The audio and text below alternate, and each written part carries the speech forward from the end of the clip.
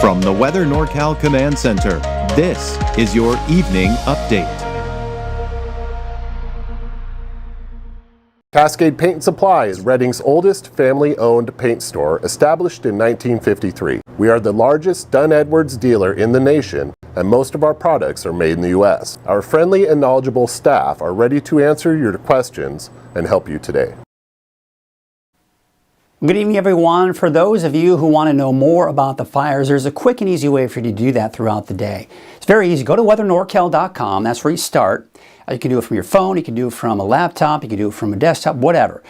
There you go to weathernorcal.com. And then what you do is you click right here. You see where it says fire danger? You see the fire kind of in there? That's where you click. What it'll do is it'll give you all the information you need. Watch duty. It'll give you all the evacuation watches and orders. It'll give you red flag warnings, the works. So be sure to check that out here throughout the day. And when I do most of my in-depth fire reporting, it's typically going to be in the morning hours.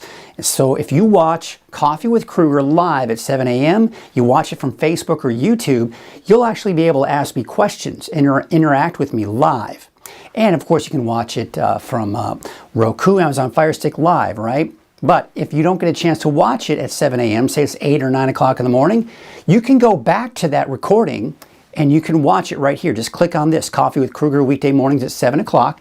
You click on that and you'll be able to watch the previously recorded Coffee with Kruger with the in-depth fire reporting. Check it out. All right, here's a look at our weather headlines. Warming trend the rest of the week into the weekend. We've got overnight lows, which will also increase, making for some warm nights as well, especially in the valley, with temperatures nearing 110 degrees by next week. It's going to be a while before it gets here. We still got to get to next week to get to there, but I don't think we're going to quite reach 110, but it'll be close. And then another thing I've got to watch here, and we've all got to watch, is the monsoon moisture. That could bring the potential of thunderstorms come Friday and into Saturday. Here's your neighborhood forecast at a glance, and there you can see those temperatures back into the triple digits, even for Trinity County. Mainly in the mid-90s for the higher elevations. I've got hazy skies in there, but places like the eastern mountains, for example, I think you'll be looking at mainly smoky conditions. We're looking at some very dense smoke, especially east of the valley. All right, let's go and take a look at our smoke forecast. And there you can see where most of that dense smoke is here as we go into tonight and tomorrow. Now, it is drifting southward, so just east of Chico, Paradise, Quincy, all seeing some pretty dense smoke at times late tonight, early tomorrow morning. But you'll notice just to the west, we're not seeing as much, even much in the way of haze. Now, we take you into through the day tomorrow. We start to see it drift more to the north as we start to see more activity from the fire. We're looking at more smoke, but very dense pocket of smoke right here, the typical spots that we've seen it, but we're also seeing more smoke and haze to the north of that, around Bernie, Alturas in Modoc County, eastern Siskiyou County, also working its way into the valley and maybe even into northern portions of Trinity County. And then as we go into Wednesday night, we see most of that dense smoke just east of the valley. But again, some of that haze and smoke nearing the Reading area tomorrow night. So something we have to kind of keep a close eye on as far as the smoke is concerned, because we're talking dangerous levels of smoke.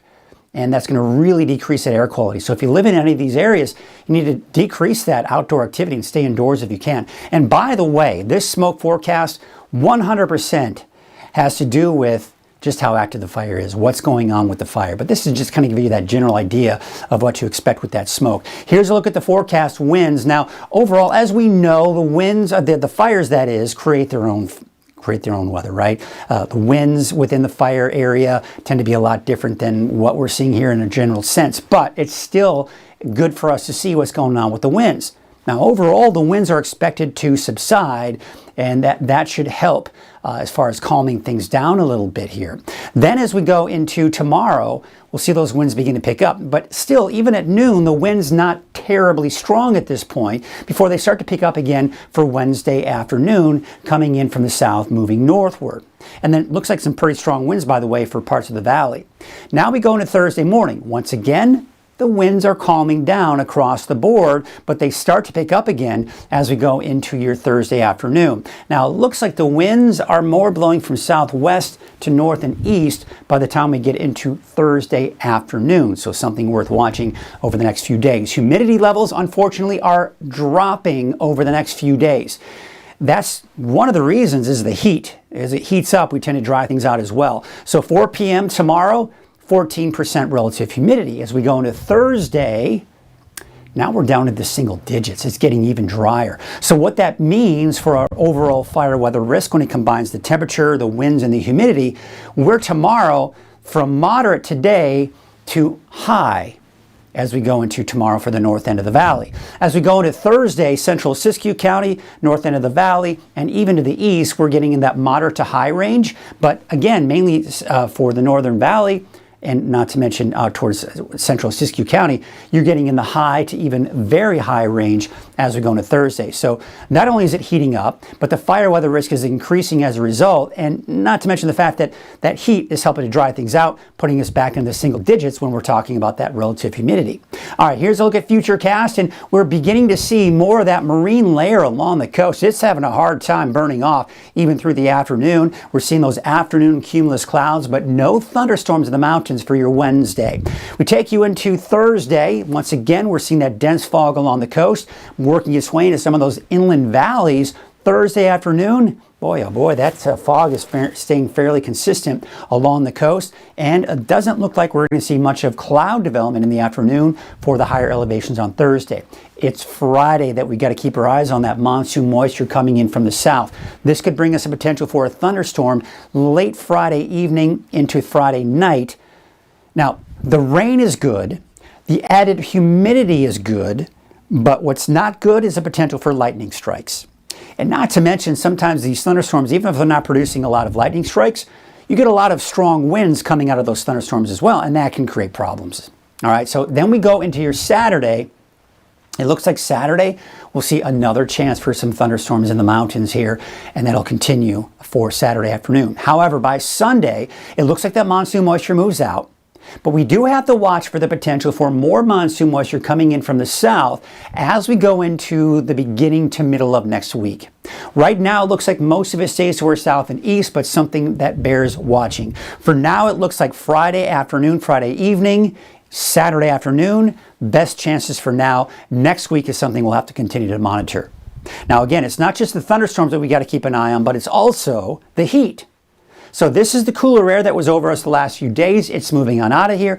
As a result, it's going to allow this area of high pressure to build back over the desert southwest. What that means for us is, as this expands and gets stronger, that heat expands into Northern California. We see an increase in our temperatures through the rest of the week, this weekend, and even next week. Yeah, sure, this is diving down to the south, and typically that would mean cooler temperatures, but look what happens. As we go into Monday, Tuesday, Wednesday of next week, that ridge of high pressure shifts westward, and that's going to bring more of that heat into Northern California. We also have to watch the flow around this area of high pressure, because it's the flow around that high pressure system that can bring in more of that monsoon moisture. So that's what I was talking about. As we go into Monday, Tuesday, Wednesday, we'll have to watch for that potential for more monsoon moisture. But look at the 10-day trend. We're just looking at Reading for the overall idea here. Temperature is kind of ticking upward. We're back up above normal. Now, you may recall for the last several weeks, we've been looking at the normal high in Reading of 101, right? Now we're back down to 100 for that normal high.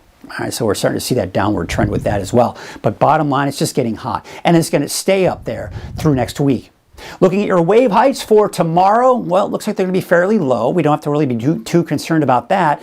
If you need to be on a small boat or a fishing boat, that'll be the case on Thursday as well. But as has been mentioned in the last few days, it's not the winds, it's not the waves, it's the fog. And the fog will be very dense at times, especially as you start heading out to sea. There you can see northwest winds at about 5 to 10 knots with your waves from the northwest, that is, at 4 feet. At about 8 seconds. Okay, so here's your forecast for tonight. Notice these temperatures are ticking upward. We've been in the low 60s. Now we're in the mid 60s tonight, and I'm expecting sometime as we go in the next couple of nights, maybe in the low 70s. So it's getting warmer overnight as well. There you can see for Trinity County, temperatures climbing back up to the upper 90s, to lower 100s. Some of those cooler spots like Mad River at 87.